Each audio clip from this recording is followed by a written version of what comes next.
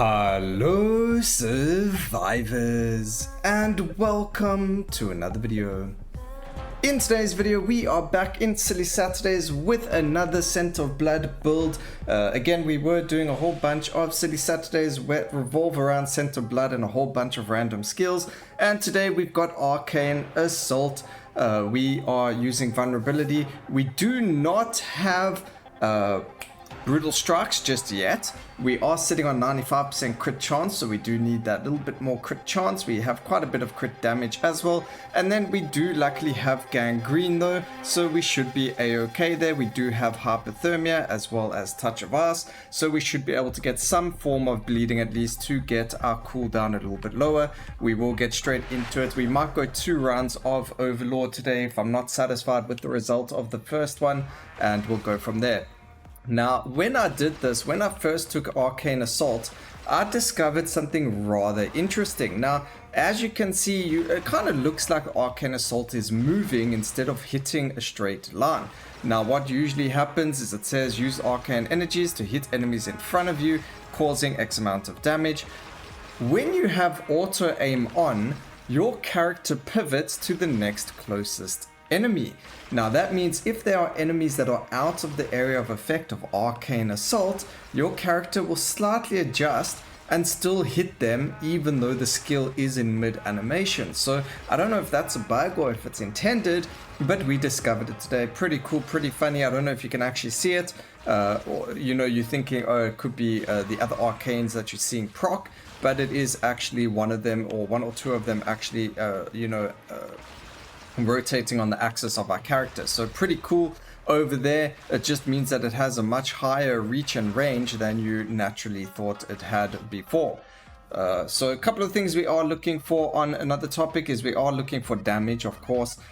We don't have a burn, so we're just going to grab one because we can. We're going to grab, see, we want both here. So we want the area of effect here because it's going to affect Scent of Blood as well, and that means we're going to have more of that going forward. We don't need the poison, so I'm not worried about that.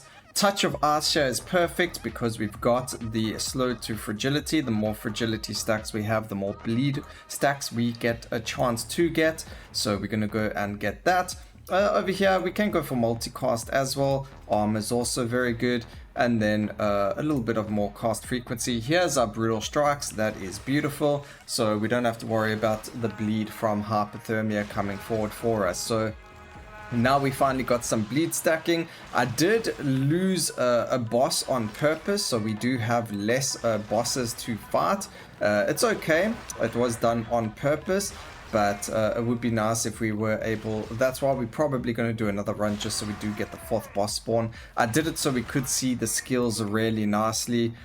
We don't actually have it all the way set up. Let's go and put that on there just so we get that full beautiful purple animation going over there. It doesn't happen too often just yet, but because they are all on the same cooldown, it's like 5 arcane assaults hitting the same enemy multiple times. It could even be multiple times because of the way that thrust works with multicast. I don't know if, I don't see it hitting multiple times. Actually, it is multicasting.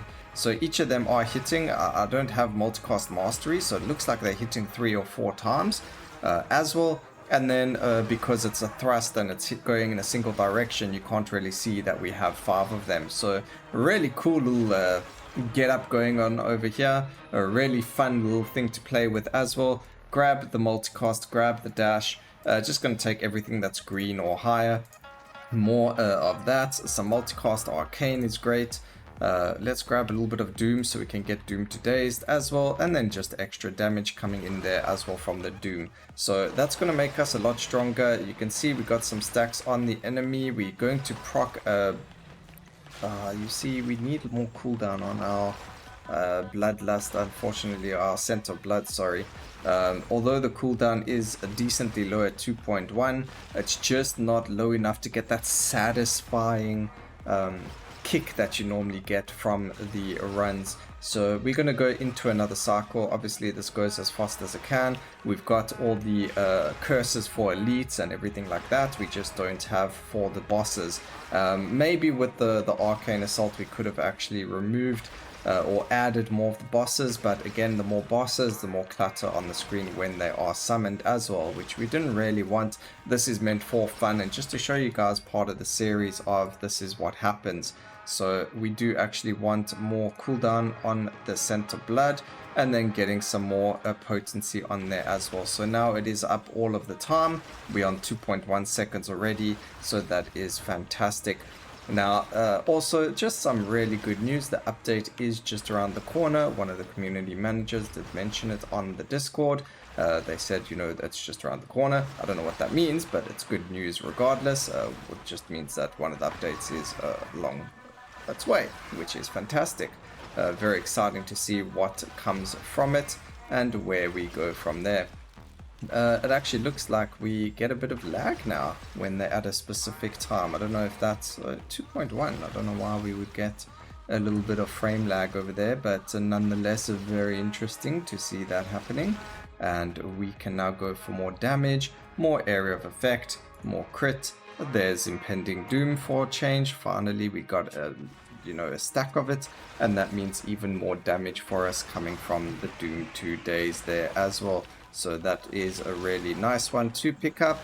And yeah, okay, some okay stacks over there. Unfortunately not really reducing our cooldown too much for us in the video just yet. So we're just going to manually reduce it, you know. Why would we have to worry about cooldown when we can just reduce it ourselves? See, we're on 2-second cooldown now.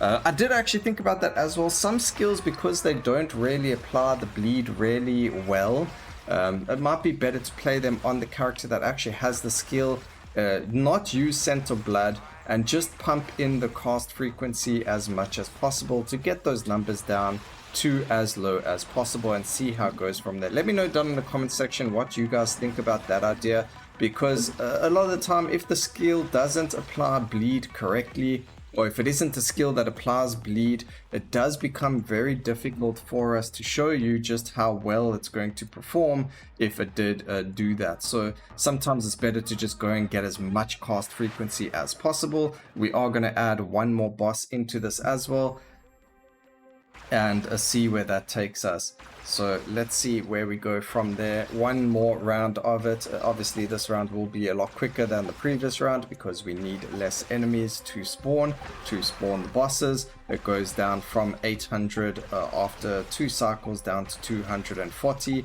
and then it's even less bosses. While the bosses are up, we need to kill even less enemies, of course, because the next round goes faster and faster. So, you know, if you can't kill bosses fast enough, you're going to, you know, inundate yourself with a lot of boss spawns.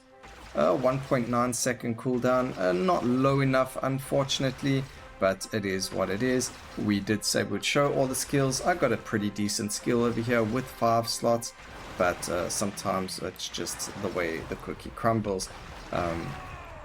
And sometimes it's better to just try and do it with other skills rather, or with the 6th skill. You can see we're on a 1.6 second cooldown over there, working like a dream. We do so much damage already anyway. We're getting so much XP as well because we have so many elites that spawn.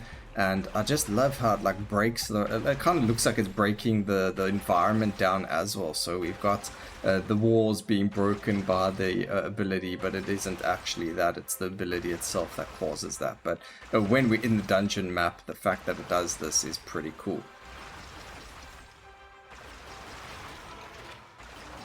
Alright, so we do have more bosses now. The point was to spawn more bosses so that we could get Scent of Blood to have more bleed stacks, as well as enemies that are, you know, more tankier, because when they are down, obviously you're not going to have as much going for you. We got too much, that's way too much, what's the wording I'm looking for? Way too much hypothermia is going on over there. We got 3 of them. We don't need more. We're going to go add more area of effect just to blind you guys even more. As you can see now, anything on the map is going to get hit by Arcane Assault. We don't even need to move. And it's just really cool, really fun if you want to find a fun way of doing this. Again, you don't even need the Scent of Blood. So if you did want to just play ridiculous things on any character, and you wanted to push it onto overlords and farm prestige or farm things for it, then you can go and do this using singular focus. It's really fun to do on absolutely any skill, and it just works wonders. We did last week want to see if skills like bombardment worked with center of attention. I did test it, and it doesn't actually work very well, so it will be interesting to see if we grab like 6 of the skills like meteor or glacier or skills like that, what it looks like when you've got a huge amount of area of effect. Maybe you can get so much area of effect that it actually doesn't show up on the screen at all. It just becomes this massive meteor sort of thing dropping down. So meteor shower and bombardment, unfortunately, because they shoot so many projectiles at random locations, center of attention means that they aren't going to be able to land up at your location, which is a bit sad. It would be cool to see that happen, but it is what it is. We don't really need the fire shield. We can grab it just because. Grab block, agility, cast frequency. We're not getting a lot of potency. We only have 145%. Even getting more potency means that we would have a lower cooldown on the Arcane Assaults as well. A 1.3 second cooldown right now, and we're nearly at the final boss. So, I mean, I don't know. I tried to do this with other projectile skills, trying to get a whole lot of bleed. I spent quite a lot of time trying to get the perfect video out, which I will do for you next week on bleed skills. I was thinking of either split shot or something like cyclone shot. Cyclone shot could be quite funny because we'll end up looking like Yondu from Guardians of the Galaxy. Incoming title, you know. And we could do that, but for what it was right now, 1.3 second cooldown is all we could get to, and that's a wrap. So very fun skill though to use, and we learned something brand new about Arcane Assault that we otherwise didn't know. So I hope you guys enjoyed the video. Please remember to like, comment, and subscribe for more videos like this in the future, and always remember, keep safe, survivors. Until next time, cheers.